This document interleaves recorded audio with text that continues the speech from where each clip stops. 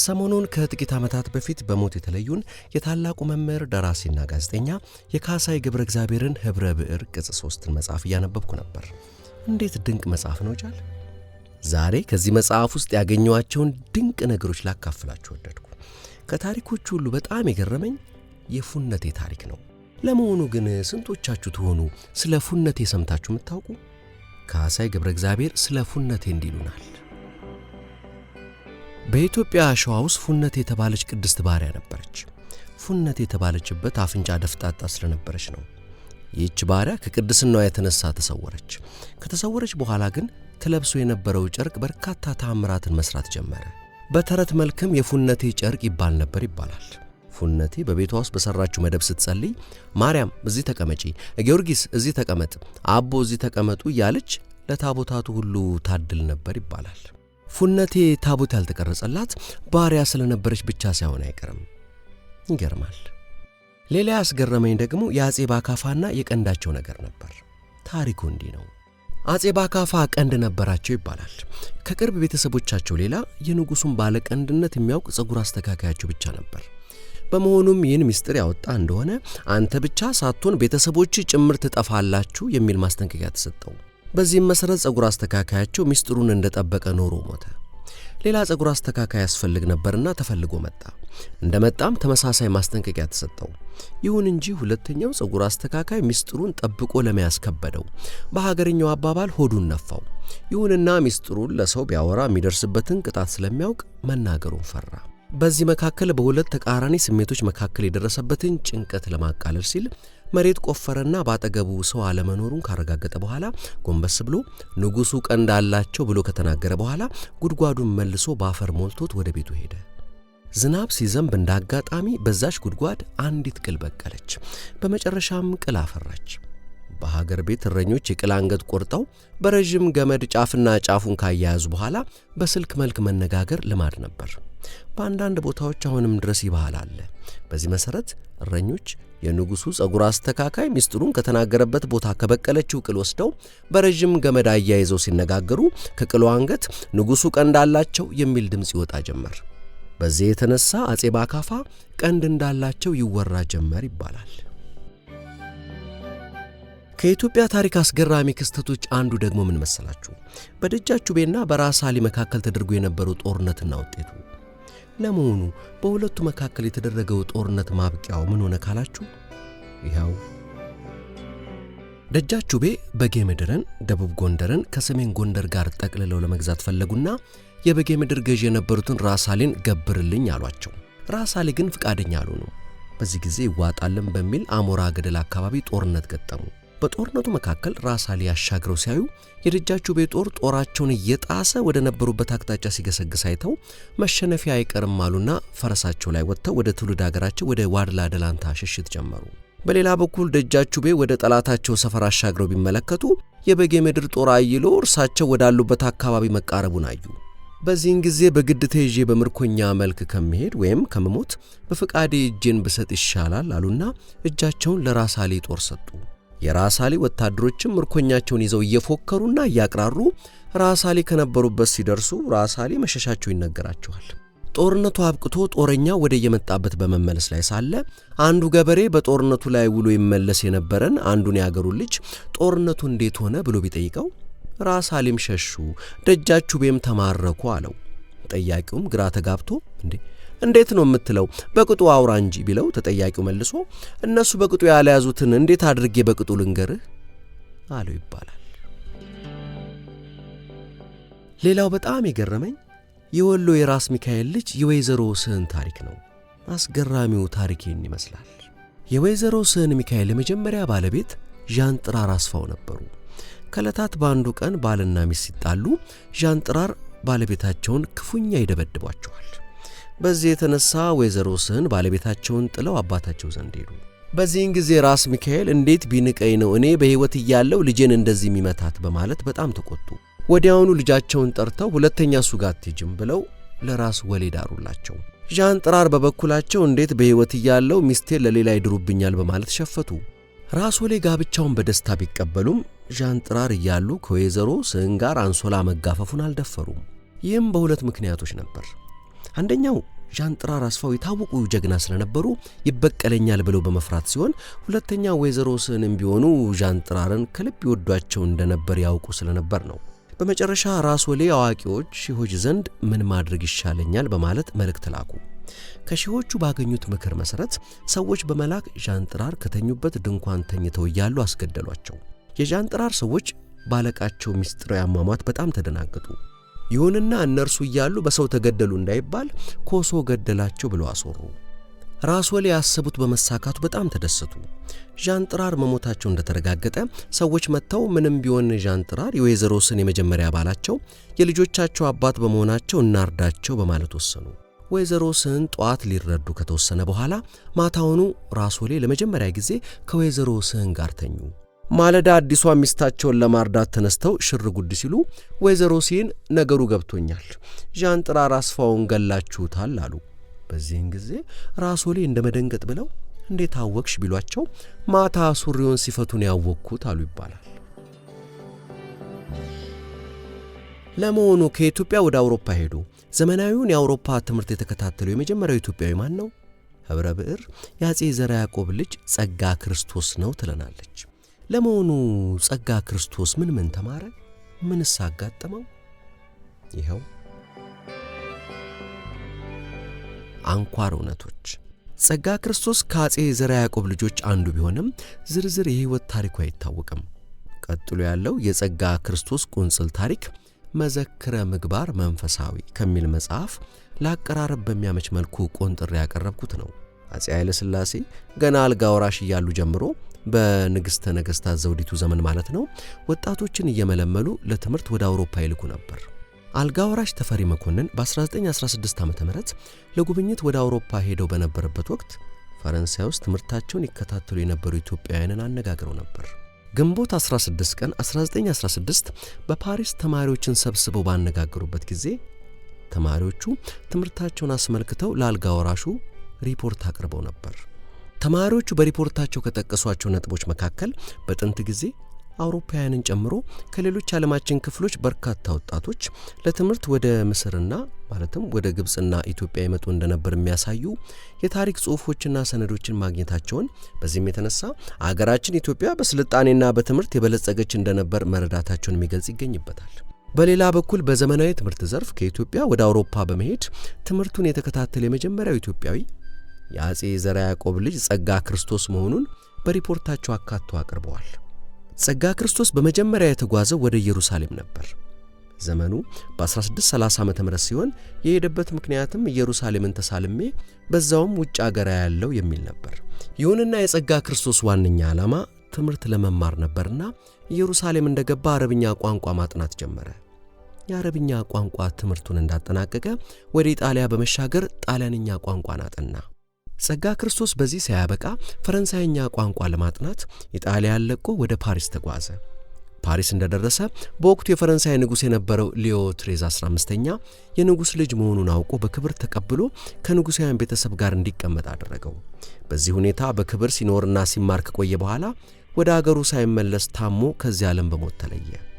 ሊዮ 15ኛም ጸጋ ክርስቶስን በፈረንሳይ የነገሥታት መቃብር ስፍራ እንዲቀበር አደረገው። በጥንት ጊዜ ጋፋቶች የነገሥታት ዘርና ጥበበኞች ነበሩ። ጥበባቸው እየተዳከመ የመጣው ከክርስትና በኋላ ነው ይባላል። በዚህ የተነሳ ከአክሱምና ከአካባቢዋ ተነስተው ወደ ተለያዩ የኢትዮጵያ አካባቢዎች ተሰደዱ። ጋፋቶች የራሳቸው የሆነ ቋንቋ ነበራቸው። ይሁንና ቋንቋው ከጊዜ በኋላ የቤተ መንግሥትና የሚስጥር ቋንቋ ብቻ ሆኖ በመቅረቱ እየተዳከመ መጥቶ ለመጥፋት በቃ። በኢትዮጵያ የጋፋቶች ዘር ያለባቸው ቦታዎች ከትግራይ አጋሜ፣ ከጎጃም ዳሞት፣ ከጎንደር ሰሜንና ፋርጣ፣ ከሸዋ መንዝ፣ ከወሎ ዋድላ ናቸው ይባላል። የቅዳሴ መምህሯ የወይዘሮ ኢየሩሳሌም ታሪክም በጣም የሚገርም ሆኖ አግኝቼዋለሁ። ወይዘሮ ኢየሩሳሌም የተወለዱት በአክሱም አውራጃ በተለይ ዛና በሚባል አካባቢ ነበር። በወቅቱ በነበረው ባህል መሰረት ወላጆቻቸው በሕፃንነታቸው ሊድሯቸው ወሰኑ። በውሳኔው መሰረት ድግሱ ቀጥሎ የሰርጉ ቀን ደረሰ። ሙሽራ ሚዜዎቹን አስከትሎ ሎጋው ሽቦ እያለ ሕፃን ኢየሩሳሌም ቤት ገባ። ማታ ሰው ሁሉ እየበላ እየጠጣ መጨፈር ተጀመረ። እኩለ ሌሊት አለፍ ሲል ብዙ ሰው በጭፈራው በመጠጡ እየተዳከመ እንቅልፍ በየጥጉ ሸለብ ያደርገው ጀመር። ሙሽሪትን ይጠብቁ የነበሩ ጓደኞቿም እንቅልፍ ይዟቸው ጭልጥ አለ። በዚህ ጊዜ ነበር ሕፃኗ ኢየሩሳሌም የታላቅ ወንድሟን ሱሪና ጥብቆ ለብሳ አጥር ዘላ እግሯ ወደ መራት ያመለጠችው። ተወልዳ ያደገችበት ቦታ ለተከዜ ወንዝ ቅርብ ነበርና ተከዜን ተሻግራ ጎንደር ክልል ገባች። እዛ እንደሄደች ጸጉሯን ተላጭታ ራሷን ዘካርያስ አሰኝታ ወንድ መሰለች። ገና ከቤቷ ያለች ዳዊት ደግማ ነበርና ከአንዱ ደብር ሄዳ ለማር ነው የመጣሁት ብላ እዛ ካገኘቻቸው የቆሎ ተማሪዎች ጋር ተቀላቀለች። እንዲህ ያለች ሴትነቷን ሳታስታውቅ በጎጃምና በጎንደር የተለያዩ አካባቢዎች እየተዘዋወረች በቅዳሴና በአቋቋም መምህርነት ተመረቀች። በመጨረሻም ቅኔ ለመማር ወደ አንድ ትምህርት ቤት አመራች። ከዕለታት በአንዱ ቀን ዘካርያስ ከሀገሩ ልጅ ጓደኛው ጋር ሆነው አንድ ጫካ ውስጥ ለየብቻቸው ሆነው በጥሞና ቅኔያቸውን ይቆጥራሉ። እንደ አጋጣሚ ዘካርያስ ከላይ ጓደኛው ከስር ነበሩ። በዚህ መካከል ጓደኛዬ አያየኝም ብላ ዘካርያስ ቁጭ ብላ መሽናት ትጀምራለች። በዚህ መካከል ጓደኛው ከስር ሆኖ የሆነውን ሁሉ አየ። በዛው የወንድነት ጓደኝነታቸው ይቀርና የጾታ ፍቅር ይጀምራሉ። በመጨረሻ ሁለቱም ወደ ምዕራብ ትግራይ መጥተው በሕግ ተጋብተው ልጆች ወልደው ሀብት አፍርተው መኖር ጀመሩ። ዘካርያስ የሚለው ስም ቀርቶ ወይዘሮ ኢየሩሳሌም ተብለው መኖር ጀመሩ። የሚገርመው ሁለቱም ባልና ሚስት ወንበር ዘርግተው ጎን ለጎን ያስተምሩ ነበር። ይህ ሁሉ የሆነው ታላቁ መንፈሳዊ አባት በብፁዕ አቡነ ዮሐንስ ጊዜ ነበር። በኢትዮጵያ ኦርቶዶክስ ተዋሕዶ ቤተክርስቲያን ሥርዓት ሴት መቀደስ ማለትም ምስጢረ ቤተክርስቲያን ማወቅ ማትችል ቢሆንም ወይዘሮ ኢየሩሳሌም ግን የቅዳሴ መምህር ሆነው በርካታ የቅዳሴ መምህራንና ካህናትን አፍርተዋል። በጥንታዊቷ ኢትዮጵያ ምናልባትም በተወሰነ መልኩ አሁንም ሳይኖር አይቀርም ሀብትና ከብትን በተመለከተ የነበረውን እውነት ካሳይ ገብረ እግዚአብሔር እንዲያስቀምጠውታል። በጥንት ጊዜ የከብት ብዛት በሀብት መለኪያነት ያገለግል ነበር። የከብቱ መጠን ከቦታ ቦታ ቢለያይም በብዙ የሀገራችን አካባቢዎች አንድ ገበሬ በአንድ ክረምት ብቻ 100 ላሞች ከወለዱለት ሰውነቱን ባሬራ ይታጠባል። 200 ከወለዱለት በንጹህ ወተት ይታጠባል። የበሬዎቹ ቁጥር 100 ሲሞላ በሬ አርዶ ጨጓራውን ይለብሳል። በዚህ ጊዜ እገሌ ጨጓራ ለበሰ ይባልለታል። አንድ ሰው 100 የንብ ቀፎ ሲሞላለት ሰውነቱን በማር ይታጠባል። በትግራይ የነበረው ሁኔታ በሶስት ይከፈላል። በአክሱምና በአካባቢዋ አንድ ሰው 100 ከብት ሲኖረው አንድ በትር ከብት አለው ይባላል። 400 እና 500 በትር ማለትም ከ400 እስከ 500 ሲሞላለት ሰውነቱን ወተትና ወይባ በማደባለቅ ይታጠባል። አንድ ሰው በወይባና በወተት ከታጠበ ንስሐ እንደገባ ስለሚቆጠር ከዚያም በኋላ ኑሮ በጥንቃቄ የተሞላ ይሆናል። በአጋሜ አንድ ሰው በወተት ወይም በአሬራ የሚታጠበው የከብቶቹ ቁጥር 1000 ሲሞላ ነው። በዚህ ጊዜ ኩባ ታጠበ ይባላል።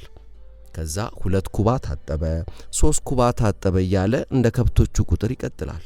በራያና አዘቦ ባለከብቱ ጨጓራ የሚለብሰው ካሉት ላሞች ውስጥ በአንድ ሌሊት 100 ጥጃ ወልደው ሲያድሩ ነበር። በዚህን ጊዜ በሰውየው ውፍረትና ቁመት ልክ ጉድጓድ ተቆፍሮ ውስጡ በቆዳ እንዲሸፈን ከተደረገ በኋላ ራቁቱን ወደ ጉድጓድ ይገባል። በማከታተልም የታለበው ወተት አንገቱ ድረስ እስኪደርስ ጉድጓዱ በወተት እንዲሞላ ይደረጋል። በመጨረሻም ከከብቶቹ መካከል ምርጥ ሰንጋ ታርዶ ድግስ ይደገሳል። ቀጥሎ ባለሀብቱ ባለከብቱ በተጋባዦቹ መካከል ጨጓራ ለብሶ ይቀመጣል። ከዛች ቀን ጀምሮ የሰውየው ክብር አንበሳ ከገደለና ከካህን እኩል ይሆናል። በድግስ ወቅትም ጠጅ ሲታደል ቅድሚያ የሚሰጠው ለርሱ ከመሆኑም በላይ የሚቀመጠውም ድንክ አልጋ ላይ ነው። በጎጃም እንደ አጋሜ ሁሉ አንድ ሰው ጨጓራ የሚለብሰው የከብቶቹ ቁጥር 1000 ሲሞላ ነው። በዚህን ጊዜ ከላሞቹ በታለበው ወተት ትልቅ ገንዳ እንዲሞላ ከተደረገ በኋላ ሰውየው ገንዳ ውስጥ በመግባት በወተቱ ይታጠባል። በመጨረሻም ሰንጋ ታርዶ ጨጓራው ከታጠበ በኋላ ጨጓራው ለአንገት ማስገቢያ ተበስቶለት ይለብሰዋል። በኦሮሚያና በጉራጌ አንዳንድ ቆላማ አካባቢዎች አንድ ሰው ሀብታም ነው ተብሎ በህብረተሰቡ ዘንድ ዕውቅና የሚሰጠው የከብቶቹ ቁጥር ከ10,000 በላይ ከሆነ ነበር። ሌላው ቀርቶ በጉራጌ አበጋዝ የሚለው ማዕረግ የሚሰጠው ይህንን ሲያሟላ ነበር ይባላል። በ1923 ዓ.ም ነው ሰሜን ሸዋ ውስጥ ሽፍቶች አንዱ ገበሬ ቤት ገብተው ሙክት አርደው ጋና ዘንብለው ሲበሉና ሲጠጡ ነጭ ለባሾች ማለትም የመንግስት ታጣቂዎች መጥተው ከበው ይዟቸዋል። ከዛ ሽፍቶቹም በሽፍትነታቸው ባለቤቱም ሽፍታ አስጠግታል በሚል ከተከሰሱ በኋላ ሁለቱም የሞት ፍርድ ይፈረድባቸዋል። በወቅቱ በነበረው ስርዓት አሰራር ሞት የተፈረደበት ሰው ቅጣቱ የሚፈጸምበት ገበያ ላይ ህዝብ በተሰበሰበበት ቦታ ነበር። በዚህም መሰረት እነርሱም ሊሰቀሉ ወደ ገበያ ተወሰዱ። በዚህን ጊዜ ለስቅላት ከተዘጋጁ ሽፍቶች አንዱ እኛስ ብንሰቀል የሰው ሙክት በልተን ነው፣ እኛስ ብንሰቀል የሰው ሚስት ደፍረን ነው፣ እኛስ ብንሰቀል የሰው አጥር ጥሰን ነው፣ እኛስ ብንሰቀል የሰው ገንዘብ ቀምተን ነው፣ እኛስ የገረመን የማመጫ መሞት ነው፣ እኛስ የገረመን የወቃሽ አፋሽ መሞት ነው፣ የማመጫም ነገር ሞተ ተከተተ፣ የገሌም ነገር ሞተ ተከተተ፣ የነገሌም ነገር ሞተ ተከተተ፣ መስቀል ተተከለ ቀላድም ታበተ። በዚህን ጊዜ ማመጫው ወይም ባለቤቱ ቀበል አድርጎ ወደ ላይ አንጋጦ ለእግዚአብሔር እንዲህ በማለት ጥሪ ያቀረበ፣ አታይም ማይባል ሁሉን ታያለ፣ አትሰማ ይባል ሁሉን ትሰማለ፣ ትዘገይና ታስጨርሰናለ። በመጨረሻም በሁሉም ላይ ገመድ ባንገታቸው ላይ ገብቶ የቆሙበት ባዶ በርሜል እንዲወድቅና እንዲንጠለጠሉ ሲደረግ የማመጫው ቀላድ ወይም ገመድ ተበጥሶ ሰውየው ምንም ሳይሆን መሬት ላይ ዱብ አለ። በዚህን ጊዜ ፍርድ አስፈጻሚዎቹ ገሚሶቹ መልሰን እንስቀለው ሲሉ፣ ከፊሎቹ የለም ንጉሱ ሳያውቁት መሰቀል የለበትም በሚል በመከራከር ላይ እንዳሉ ፈረሰኛ ከንጉሱ ዘንድ መጥቶ የማመጫው ይቆይ እንዳይሰቀል አላቸው ይባላል። መምህር ማን ያዟል አበበ ከአባቴ የሰማሁት እውነተኛ ታሪክ ብለው የነገሩኝ በሚል የቀረበ ነው ይህ ታሪክ።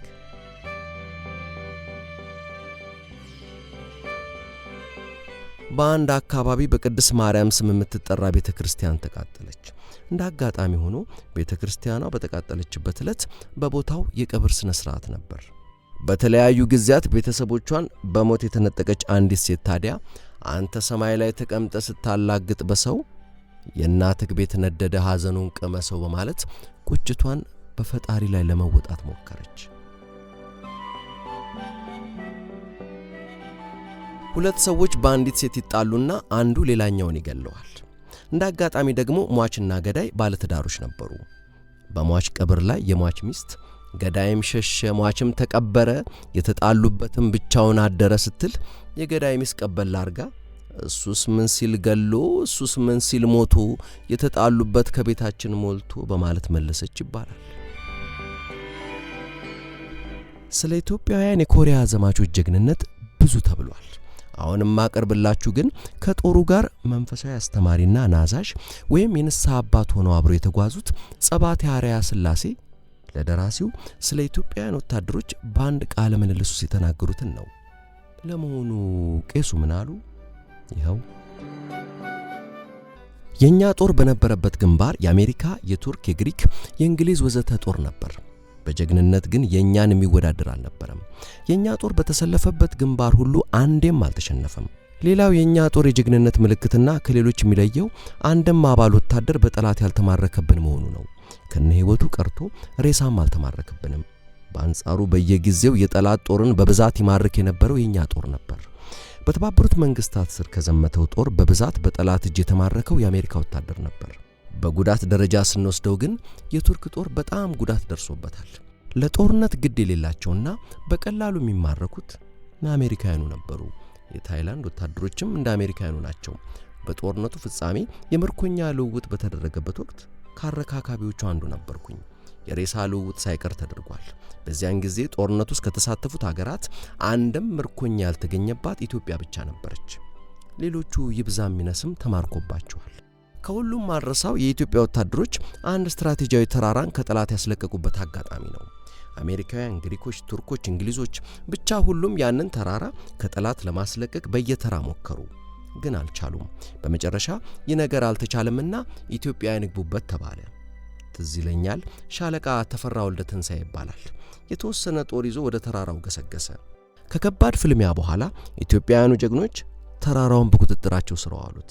የሚገርመው ግን ተራራው ሙሉ በሙሉ በኢትዮጵያውያኑ ቁጥጥር ስር ሲውል ለግዳጅ ከተሰማሩት በህይወት የቀሩት ሻለቃውና አንድ ሌላ ወታደር ብቻ ነበሩ።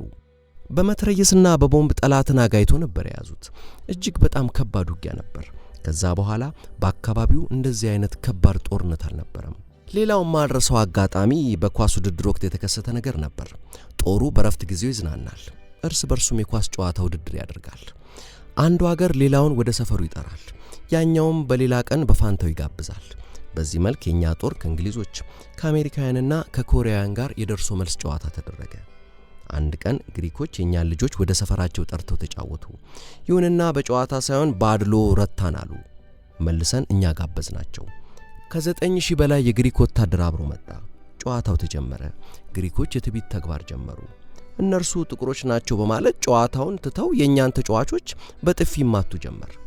በሜዳው ላይ 3 ብርጌድ ማለትም 4500 የግሪክ ጦር አለ። የኛ አንድ ሻለቃ ማለትም 1500 ብቻ ነው። ተጫዋቾቻችን በጥፊ ሲመቱ ያዩ የኛ ወታደሮች ወደ ሜዳው ገቡ። ግሪካውያኑም ግልብጥ ብለው ገቡ። ጨዋታው ቀረና ቅልጥ ያለ ድብድብ ተጀመረ። ደግነቱ ሁሉም ወታደር ትጥቅ አልነበረውም። ስለዚህ በቦክስም በጭንቅላትም በቴስታም በወንበርም ብቻ ባገኙት ሁሉ ይደባደቡ ጀመር። ብዙም ሳይቆይ የኛ ጦር አሸነፈ። በዚህ ጊዜ የተመታውም ያልተመታውም የግሪክ ወታደር ሁሉ መሬት ላይ ተኛ። በኋላ የአሜሪካ ጦር አዛዥ ራሳቸው ነጭ ባንዲራ ይዘው መሃል ሜዳ በመግባት ሁኔታውን ካረገቡ በኋላ ሁለቱንም ወገኖች አስታረቋቸው። በመጨረሻ ግሪካውያኑ ወደ ሆስፒታል፣ የኛ ጦር ደግሞ ወደ ሰፈሩ ጉዟቸውን ቀጠሉ። የዛን ቀን ሁኔታ ፈጽሞ አይረሳኝም። ደራሲው በአንድ ወቅት ያነጋገሯቸው ብላታ ልሳኑ ሀብተወልድ ደግሞ 2 የሚገርም ቁም ነገሮችን መናገራቸውን አስፍረዋል። ብላታ ልሳኑ ምን አሉ? ይኸው ቤተ ክርስቲያን ገንዘብ ታገኛለች። መሬት ነበራት፣ ገንዘብ አታታውቅም። በገንዘቡ ግን አትጠቀምበትም። ያም በዛ ይጎንጣል፣ ይህም በዚያ ይጎንጣል። ገንዘቡ ብኩን ነው።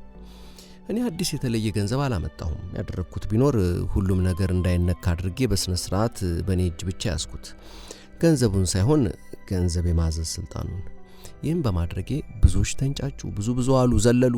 በመጨረሻ በኮሚሲዮን ተወሰነባቸውና እኔ በጀመርኩት እንድገፋ ተደረገ። ሁሉንም ሕንጻኔ ነኝ ያሰራሁት። ቤት ብቻ አይደለም፣ ሌላም ብዙ ሰርቻለሁ። ስራውን ግን እንደዚህ በቀላሉ አይደለም የሰራሁት። እዛም ተቃዋሚ ብቻ ነው፣ እዛም እዚህም አቤት ባይ ከሳሽ ብቻ ነው።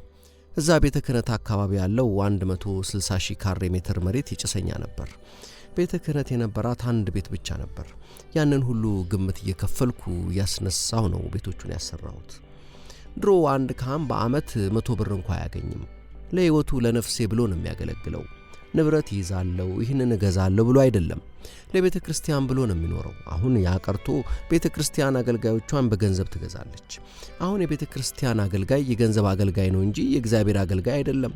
ቤተ ክርስቲያን የምታድገው ለእግዚአብሔር ብለው የሚያገለግሉ ሰራተኞች ሲኖሯት ብቻ ነው።